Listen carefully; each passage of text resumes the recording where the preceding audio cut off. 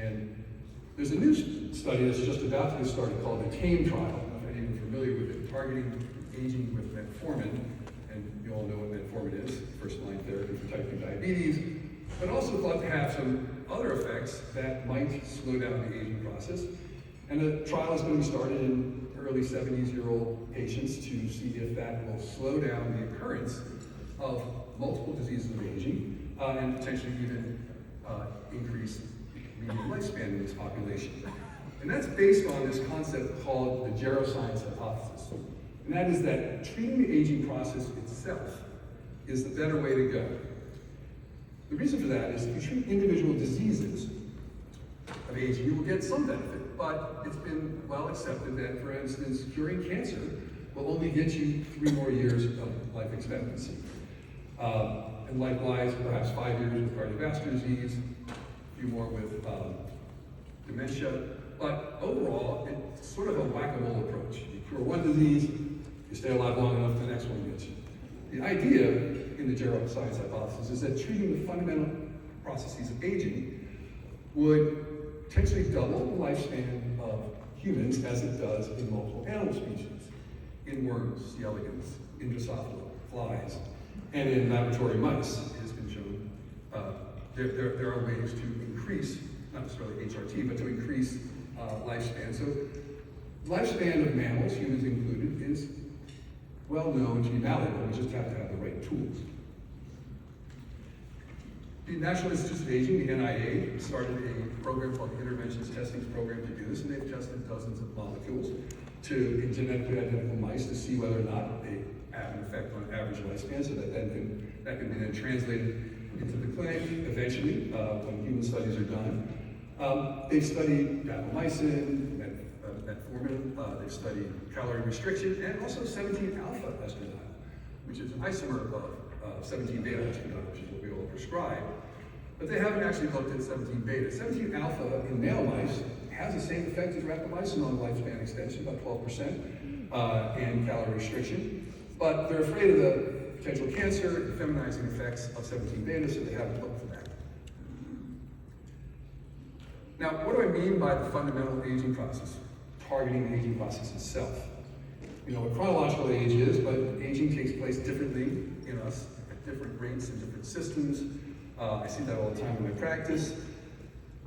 A group of the world's most prominent gerontologists, people who study the aging process, put together a paper in 2013 called The Hallmarks of Aging, where they looked at the 9 hallmarks of aging: telomere attrition, genomic instability, mitochondrial dysfunction, altered proteostasis, deregulated nutrient sensing, cellular senescence, stem cell exhaustion, and altered cellular communication.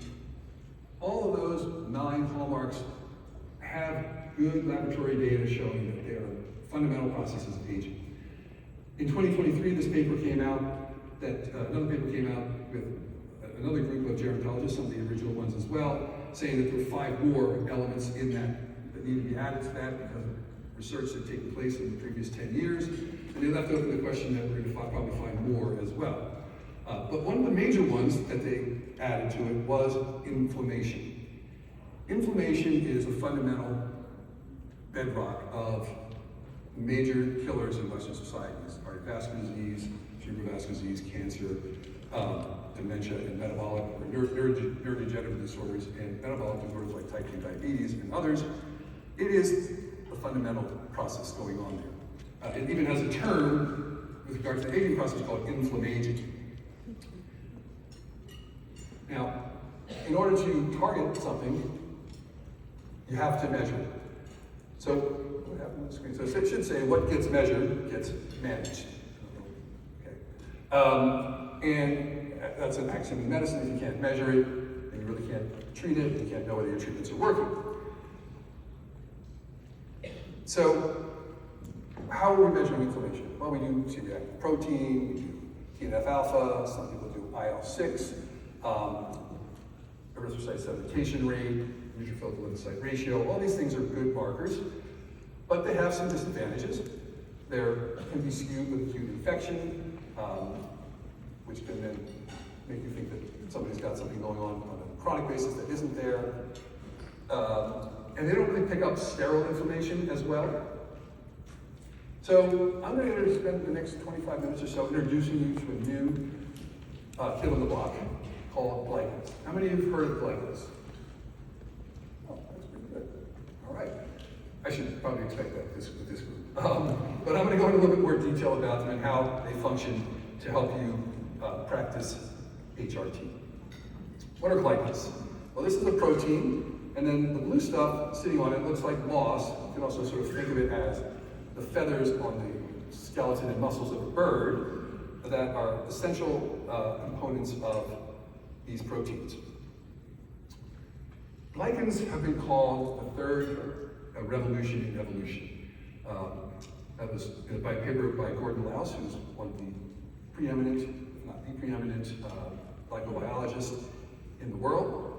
In this paper, we all know what the first two were: DNA being translated into RNA, transcribed into RNA, then RNA being translated into proteins. Those were the first two to get the complexity of the organism. But the third evolution is a revolution in evolution is that the proteins and actually other molecules like lipids can have glycans added to them that can change their function and their signal. Glycans are made of complex oligosaccharides. 5 non-glucose ones in humans make up the backbone of the 30 or so glycans that we see. They enable multicellular life and a non-genetic response to the environment. And all cells of humans have glycans in them and are attached to them. For instance, the ABO blood groups are composed of glycans, and you all know that the endothelium has the glycocalyx attached to it. That's a complex system of glycans. Glycans are ubiquitous in multicellular organisms. But let's be clear about what glycans are and what glycans are not.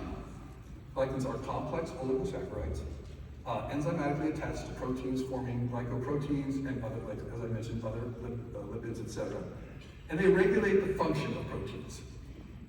For example, glycosylation of monoclonal antibodies can change the affinity, how they work, how potent or blocking for anti-inflammation they are. Glycans are not free sugars, like glucose, that get attached to proteins in a random, non-enzymatic fashion.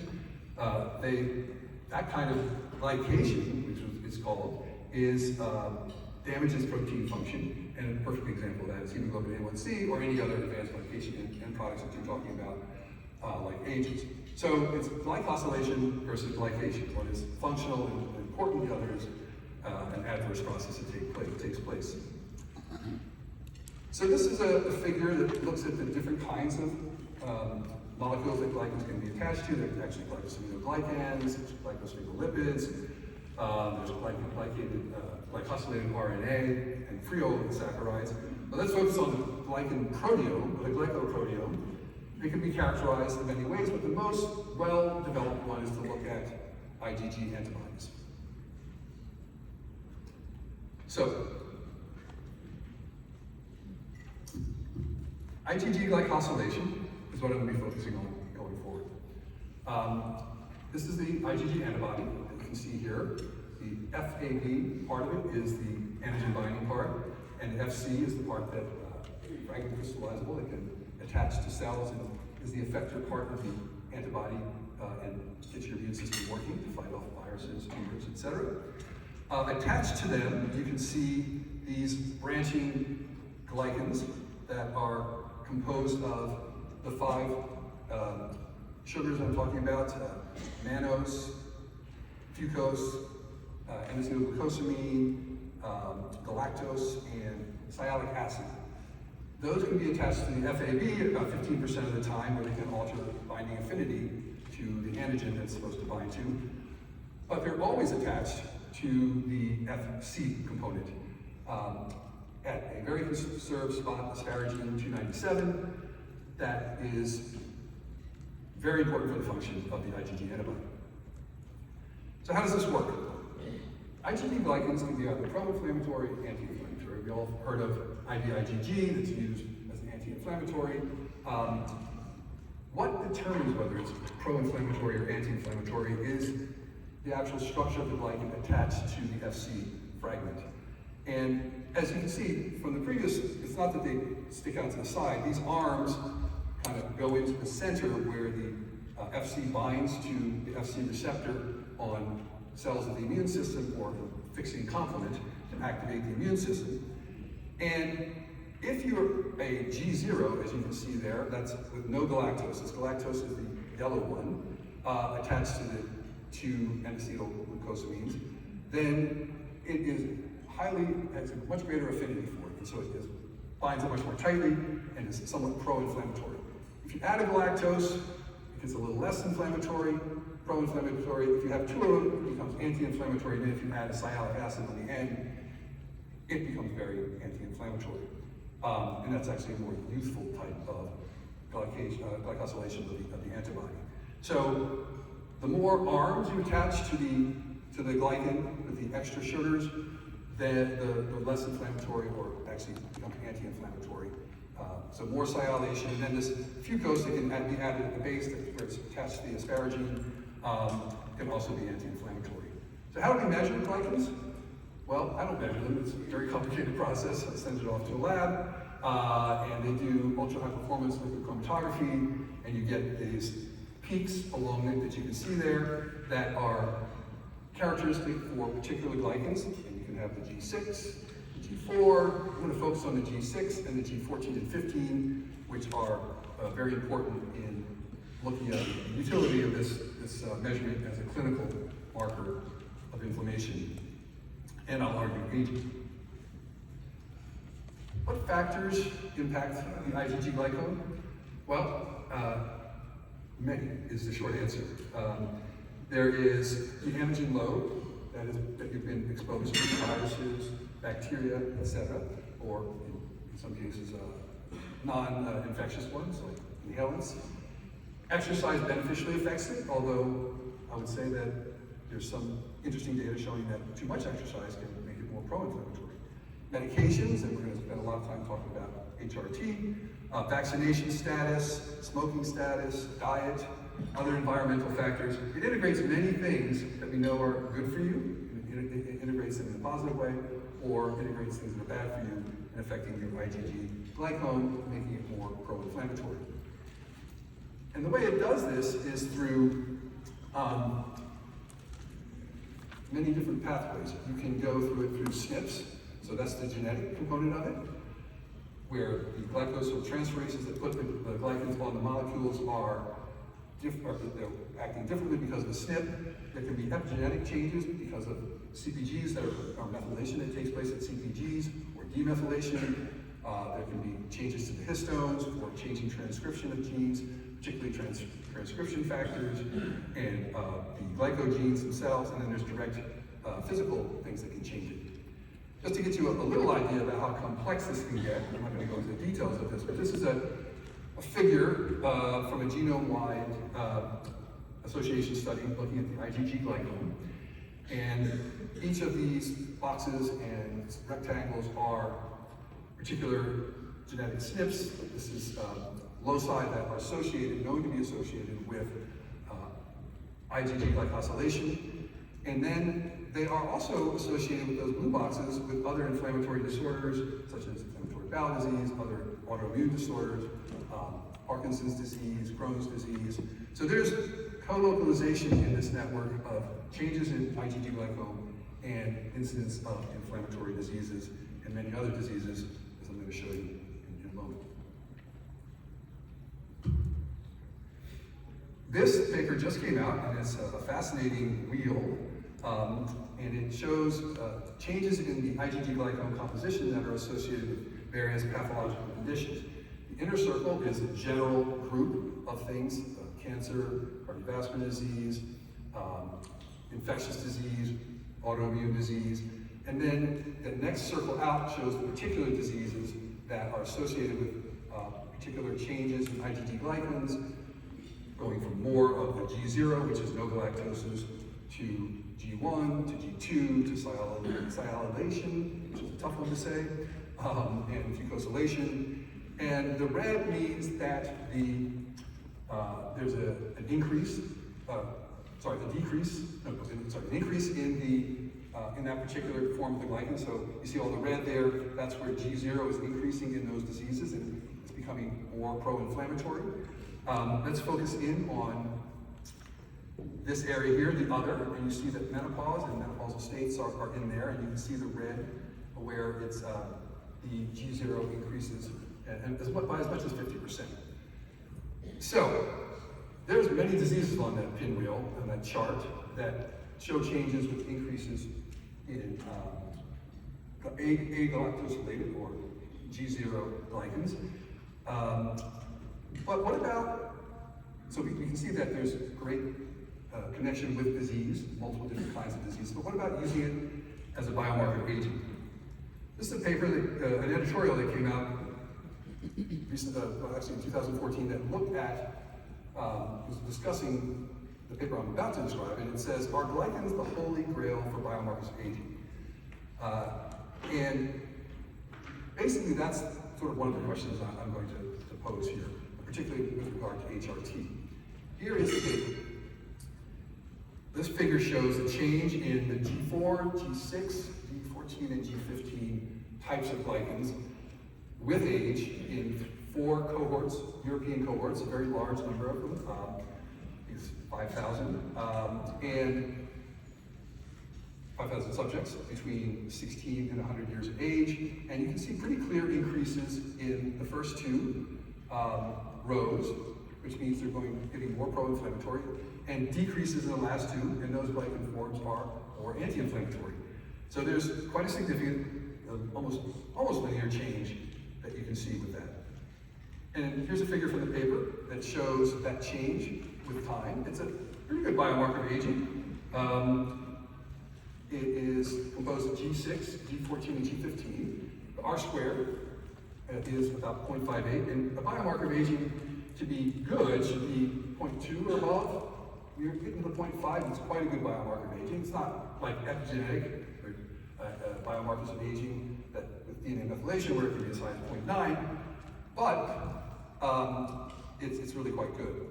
It can explain up to almost 60% of the difference in individuals in biological aging. There's different formulas for males and females, as you can imagine.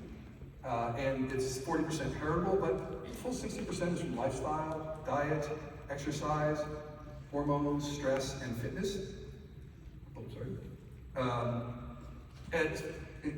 Many studies show it's predictive of disease, and there's a great responsiveness to interventions, which I'm going to show you in pretty significant detail. So let's talk about now menopause.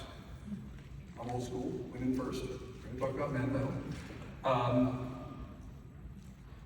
This is a figure showing, from a paper showing the change that takes place in the increase in agalactosylated, or ones that don't have galactoses and are more pro-inflammatory, that increase inflammation from the transition from premenopause through the perimenopause to the menopause, and the decrease in the mono and digalactosylated ones that reduces the anti-inflammatory effect that they can have. Here is a slide showing changes chronologically over time in the glycan index, this biomarker of aging that's been developed with this formula, that shows that this woman was quite young prior to. She was metabolically healthy, because that impacts the glycan age as well. But as she went through the transition, perimenopause to menopause, her glycan age shot up and reached a peak, and then toward the end there, she started getting HRT. Now, how do we know whether or not that was really from the loss of estrogen, or was it from the fact that they started to put weight on, or they were less active, or not getting good sleep? To investigate this really elegant study was done looking at 36 healthy premenopausal women who underwent gonadotropin suppression to completely wipe out their estradiol and their ovarian cycles. And there was a baseline glycan index done, then 5 months of treatment, and then a washout phase of 4 months where they sampled, so those 3 sampling points. 21 of them got placebo, and they actually they all got gonadotropin suppression, but 21 got placebo, and the other 15 got estradiol patch add back. And what happened was the following. You can see that this is at the end of the treatment period. There was over 25, almost 30% increase in the glycan age in the intervention group that got placebo, but no change in the glycan age in the group that got add back estradiol. And then at the end of the washout period, the intervention group came down, but not completely back to baseline, and the patch group stayed the same. It amounted to a 9-year increase in glycan age over that less than 1 year period, and no increase in people on the women on the estradiol patch. So it was really the estradiol, the loss of estradiol, that caused that increase in glycan age. So how does this translate into your clinical practice? Here are some case studies. This is a 56-year-old patient of mine who had been on, 4 years since menopause, and had been on oral estradiol and progesterone. Very, very metabolically fit. Her body fat was 18%. For a woman, that's really quite good. She did everything right. Diet was so clean, made me feel bad about myself. People that know me know that. She was doing everything else, supplements, meditation, not a high-stress life. But she had some mild vasomotor symptoms. The dose wasn't quite enough for her. She had a little vaginal dryness, some joint aches, and she was very active, and she was complaining about that. We did her baseline levels, and her estradiol was a little on the low end of therapeutic, and her glycan age was, I think, about 5 years younger or so, 4 years younger. We switched her over to transdermal estradiol, higher dose, gradually titrated it up, because we didn't want to cause breast damage or anything like that, went slowly.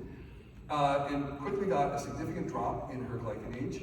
At the end, we got about a 10-year decrease in her glycan age with getting her estradiol up into the 70s as opposed to the 30s or 40s.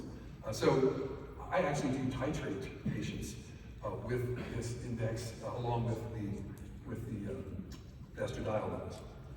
Here's another patient who came into my practice, 56-year-old, who had not had a period for quite a while, was severely depressed, had multiple symptoms, had actually gotten ECT for depression, was resistant to medication therapy. She had a very low estradiol level, which I didn't put up there, and a glycan age that was quite a bit higher. We started her on transdermal estradiol, testosterone, cream, DHEA, and progesterone, and over time we gradually brought her glycan age down, I think about 11 years after a year, but in the first 3 months we saw about an 8-year decrease as well. So what about men? What's your guess? Estrogen important in men? You heard me talk? Yeah, this is a molecular, I think, a great biomarker that shows that everything that you've been taught is absolutely correct. And now you have a way of potentially monitoring it. This is a study that was done to look at the effect of estrogen in men. It was actually, the first study was looking at just testosterone replacement therapy to see how effective it was. And it was men 20 to 50 years of age, looking at the effects of testosterone and estradiol on sexual function, muscle, and fat. They suppressed gonadotropins with gazarelin, and then introduced back testosterone at varying doses, 1.5, 2.5, 5, 10 grams in a transdermal gel formulation. And what they saw was a great decrease in the, so first of all, I can't really read this. In the group that was given, they were all given gazarelin, and the group then got add back testosterone. Thank you very much. And as you can see, at 12 weeks, the group that didn't get add back testosterone dropped their testosterone to almost nothing. And the estradiol likely as well went down to almost nothing. The group that got testosterone, it stayed up.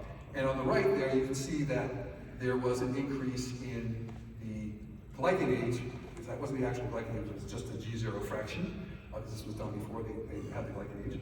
But in the group that got testosterone, that didn't happen. In the second study, what they showed was they did the same thing, but then they also knocked out estradiol with an anastrozole, and that beneficial effect was completely gone. You see that at 16 weeks, they had a drop in the testosterone and a drop in the estradiol, unless they got the add back, but if they had an anastrozole, they got the drop in the estradiol as well. So the beneficial effect was from the estradiol. You can see in the figure on the right that there's an increase in the G0 fraction in both the placebo and the testosterone group because estradiol was being wiped out. So the beneficial effect of testosterone in this group was from the estradiol. So I know a lot of your colleagues, because they haven't listened to all the lectures that you have, often give aromatase inhibitors with testosterone. That's just a really bad idea. And this shows that we knew that it's bad for potentially giving them hot flashes and for their bones. It's also bad because of the beneficial effect that testosterone has through estrogen on the immune system, which is shown by studies like this. And so we want to avoid that. If you get a high testosterone with a high estradiol and they're starting to get symptoms like gynecomastia, then you lower the testosterone. Knock out estradiol.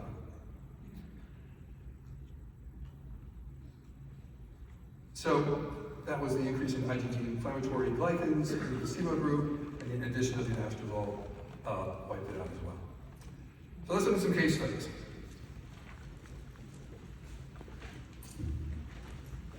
These are going to be pretty interesting to you, I think. What happened was when we started sending samples to the lab, I got a call from an email first, and then we had a Zoom call with the founder of the company, Gordon Mouse, and he's like, what are you guys doing over there? All these samples are coming back 10, 15, 20, 25 years younger than their chronological age. And I was like, at first when I was getting those results back, I was like, oh, there's something wrong with this lab. But I subsequently started to find the literature that showed that this is what would be expected. Here's a case where we had a 46-year-old healthy male who presented with reduced response to workouts, very healthy though, a soccer player at a high level, worked out regularly with a trainer that I work out with, and he works really hard. His baseline lab showed testosterone of 345, free testosterone of 55, and estradiol of 13, which is pretty low. Now, of course, you have to look at the SHBG, but his was basically normal, and that was a pretty low estradiol. He started testosterone and anthate, 60 milligrams, sub-Q twice a week, and we followed up his labs over the course of 2 years, quarterly, or every 6 months or so, and we found that his testosterone went up to 864, his free testosterone went to 181, his estradiol only went up to 28. But his glycan age dropped 20 years, gradually from 46 to 41 to 39 down to 26. And he had all the benefits that you would expect in terms of his ability to recover from workouts, his obviously libido, his mood, skin oil, and without any significant adverse effects. And that is something that we see all the time in practice.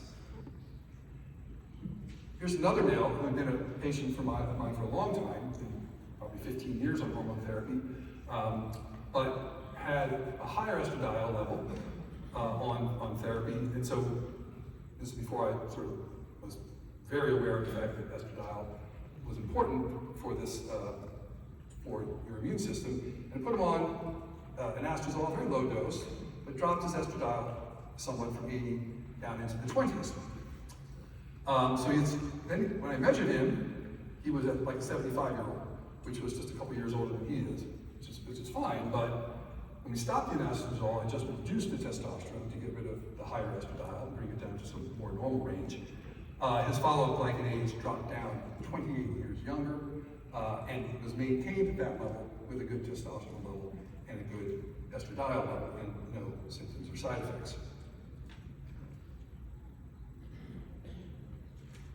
Here's another patient, 64-year-old male physician with testosterone, who's been on testosterone growth hormone for many years, exercises regularly, hemoglobin A1C of 5.1%, did C-reactive protein, but high LDL, 150, 160, good HDL, 80, 90, testosterone maintained in the 700 to 1500 range, sometimes a little high, depending on when you're taking the measurement after the subcu injection, and estradiol 1 in the 30 to 60 range, but without any adverse effects. CT angiogram showed 0 calcium. In previous coronary calcium scores, it showed 0 calcium, but because still worried about that high lipids, did a CT angiogram with clearly analysis, and only 4 millimeters of plaque, which you can potentially expect more in a 64-year-old with running higher lipids for that long, not on a statin. But all the glycan ages are 22, 23, 21, 22, 21, all much, much younger than chronological age. And I have patients in my practice, I have one who's 71 and his glycan age is 22. Now, does that mean that he looks like a 22-year-old? No. Looks pretty good. He doesn't look like a 71-year-old. But it's measuring one very important aspect of the aging process. There are many aspects of the aging process. I look at multiple other biomarkers of aging in my practice. 9 major ones: cardiovascular disease, cardiovascular health, pulmonary health, cognitive health, and they're all acting differently, they're changing at different rates. There's different genetic backgrounds that can change them. So a lot of my patients, when they get the result back, they say, 40 years younger than my chronological age, is this real? I mean, is this like, what is this? And they don't ask that question when you put them on a blood pressure medication, and their blood pressure goes from, say, 160 over 90 to 120 over 80, which in an age standpoint, those two numbers go up with age, would be about that much of a drop. It's treating, the blood pressure medication is treating that aspect of the aging process. This is treating the inflammatory part of the aging process. And what we've learned from, most recently, and I go to a lot of conferences for longevity research, and one I just came back from in Dublin, the Longevity Summit, the new thinking is that, yes, aging takes place at many different rates in different organ systems at different levels. But if there's a beneficial effect taking place in one system, that often translates into other ones, and you start to get some benefit in the other ones. So you have to measure multiple different biomarkers of aging, but one that I think targets whether or not you're getting your estradiol and your hormone therapy right in males and females from an immune system standpoint is to look at the IgG glycan composition through this relatively easy to interpret glycan age index. So is this real? What does it mean? I think that one of the reasons that they have that negative CT angiogram is because inflammation is tamped down. You have a more youthful immune system, complement is not being activated, sterile inflammation is not being increased, which we know is one of the major drivers of aging through that concept of inflammation. And if you can get the glycan age down and keep it down, that's going to be important. In my practice, females are about 15 years younger than their chronological age once their hormones are optimized, once their metabolic fitness is optimized, because body fat, blood sugar control, etc., also impacts the IgG glycome in individuals. And males are about 25 years younger than average in my practice after they've been on therapy for a long period of time. And when they come in, it's not just because they're selected to come into a practice like this, or health seeking, etc. They're about the same as their chronological age. So this is an effect that takes place from the hormone therapy. We do other things as well. Obviously, supplements optimize multiple systems in their bodies. But the previous studies I showed you where just manipulating the estradiol and testosterone, I think, is really what is the major factor in lowering their glycan age. So optimization of sex hormones, especially estradiol in females and males, has profound effects on IgG glycosylation, making it less inflammatory. There's less autoimmunity and more anti-inflammatory. And so I think that HRT in women and men is age management medicine or longevity medicine or the old term anti-aging medicine in 2023 if you follow it, if you practice it this way. So how do I do it in my practice? This is my clinical application, my approach. First thing we do is we measure the estradiol levels, correct for SHBG or add free estradiol, so you know where you're standing there. All patients get the baseline glycan age measurement to see where they are. And then, if there is no decrease in the glycan age, even if their symptoms are taken care of, I will titrate up gently and gradually, make sure there's no estradiol excess symptoms in women and in men, but look to get that glycan age down into 10, 15, sometimes 20 years younger. And that is based on over 400 patients in my practice. When all factors are optimized, we can significantly reduce the glycan age of your patients. And because inflammation is one of the major hallmarks of aging, I think they're impacting their aging process overall. Now, do we have data to show that that is impacting these? No, that hasn't been collated yet. We actually do collect that data on our patients, and hopefully we will be presenting that in the future. How does it affect arterial stiffness? How does it affect cognitive function? How does it affect immune function? Telomere length, other things that we measure in our practice. I hope to be in future conferences presenting that data to you. So this is personalized evidence-based longevity medicine in action. I did mention in my talk that I would also talk a little bit about epigenetic age and how that is impacted by HRT. And when I put together the blurb for data, I realized that it was probably more, I didn't realize that there was much more information on the glycan age than on outcomes with the methylation, although because epigenetics is such an important factor in determining the glycan age through all the processes that I showed you, I'm quite sure that there is quite a bit of evidence for that. Here's one study that looked at menopause and DNA methylation age, where you look at the pattern of methylation, and these clocks are highly accurate. Morgan Levine's paper, she's the maven on epigenetics. And early and surgical menopause is associated with significant increase in epigenetic age. Interestingly, about 9 years. So that's similar to the glycan age.